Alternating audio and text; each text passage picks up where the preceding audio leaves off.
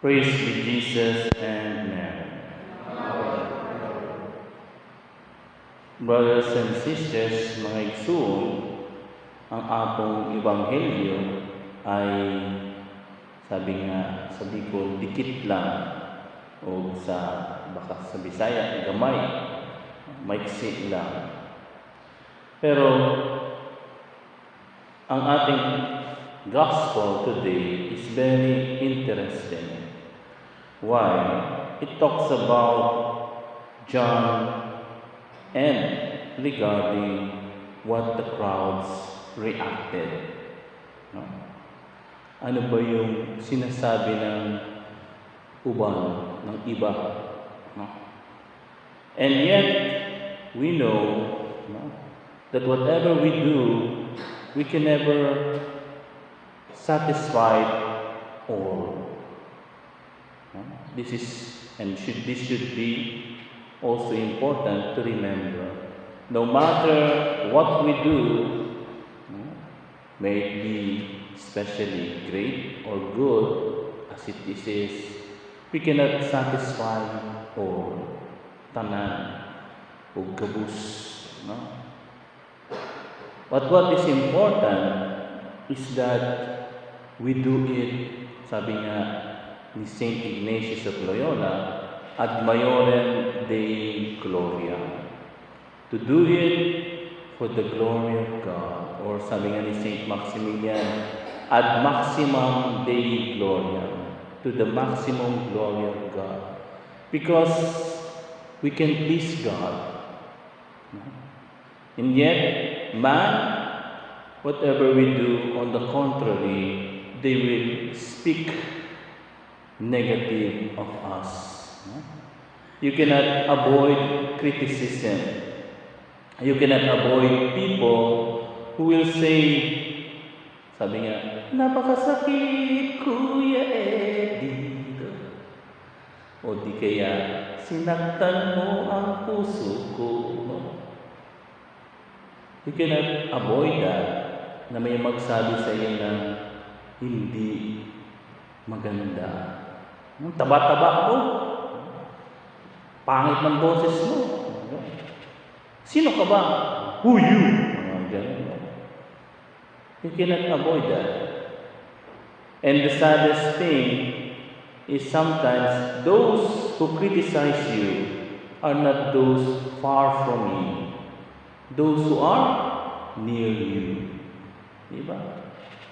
Yung mga kauban mo, ka-friars mo, kapatid mo, kaibigan mo, kaklase mo, katrabaho mo.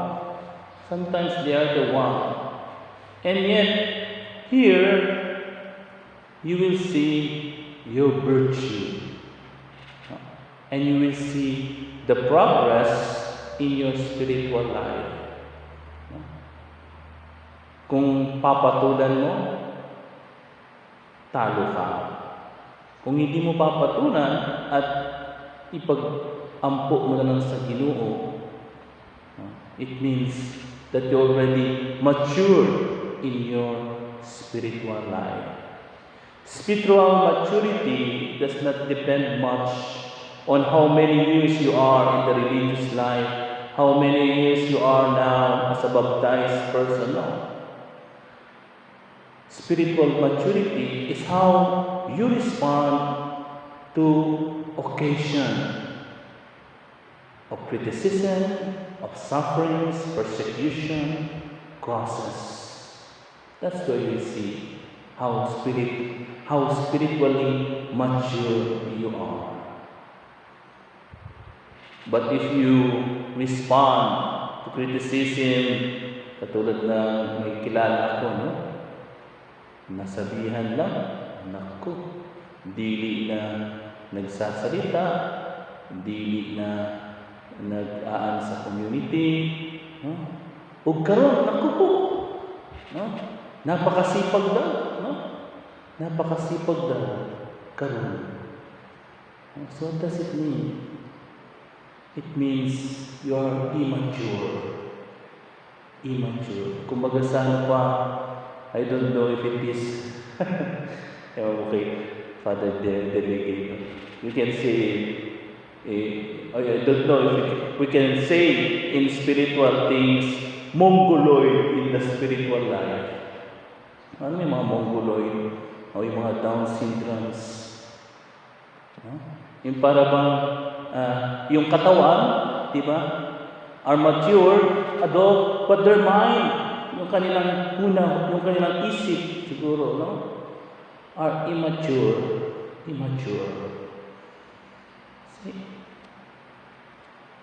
See, my brothers and sisters, mga igsoon, it is how we respond to criticism that tells us how level or progress in the spiritual life we are now. No? Look at St. John the Baptist. Look at our Lord. No? They are persecuted, they are criticized, and yet they continue their apostolate. They continue their ministry. And one of my inspiration, is Saint Louis Grignon de Montfort. Huh? Have you read the life of Saint Louis Grignon de Montfort? Read it. It's very beautiful. Huh? Saint Louis Grignon de Montfort was very Marian saint. He said, I will not start a project or apostolate if it is not persecuted, if it is not criticized. Because he said, when a project or apostolate is criticized, it means it is for God. Kita niyo? It is for God, sabi niya. Kapag hindi ka na-criticize sa iyong ginagawa, sa iyong apostolate, sa iyong mga project, it means si Tani Boy, hindi siya tinatamaan. Hindi siya tinatamaan. But if somebody criticize you, it means that you are really doing that something against the evil one. Kaya sabi ni St. Louis Grignon de Montfort, I will not start if it is not criticized my project. Kaya nga, tuntua siya. He's always happy when somebody criticizes him in his apostolate, in his ministry, because for him it is a sign of predilection. It's a time of blessing. It's a blessing for his apostolate. And that means, kapag ganon, mga igsoon, if it is the way we respond, like Saint Louis Grignon de Montfort and all the saints, even Saint Juan Diego, karon pala is the memorial of Saint Juan Diego, the seer of Our Lady of Guadalupe. Even Saint Juan Diego was criticized, and yet he continued. And by that response, he showed how spiritually mature we are. So let us ask Our Lady of Loreto. Tomorrow is the feast of our Blessed Mother, Lady of Loreto. Let us ask Saint Juan Diego to help us not to be mongoloid spiritually, but to be spiritually mature in how we respond to criticism and persecution. Praise to Jesus and Mary.